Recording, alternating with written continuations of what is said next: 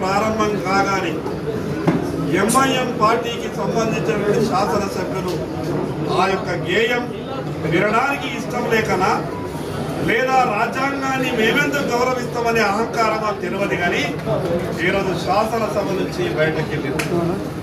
శాసనసభ స్పీకర్ గారికి, శాసనసభ కార్యదర్శి గారికి, ఈ రాష్ట్ర డీజీపీ గారికి విజ్ఞప్తి చేస్తున్నా, వెంటనే వారి మీద సుమోటోగా కేసులు బుక్ చేయాలి. రాజ్యాంగాన్ని అగౌరవపరిచిన వాళ్ళకు, శాసనసభను అగౌరవపరిచిన వాళ్ళకు ఈ యొక్క రాజ్యాంగంలో శిక్షలు ఖరారు చేయబడ్డాయి. కాబట్టి దాని ప్రకారం ఎంఐఎం శాసనసభ్యుల మీద తప్పకుండా చర్యలు తీసుకోవాలి. వాళ్ళకు అవసరం అనుకుంటే నియమ నిబంధనలు కూడా చెప్తాయి. వాళ్ళ ఎమ్మెల్యే పదవులను కూడా తొలగించాలని భారతీయ జనతా పార్టీ డిమాండ్ చేస్తుంది.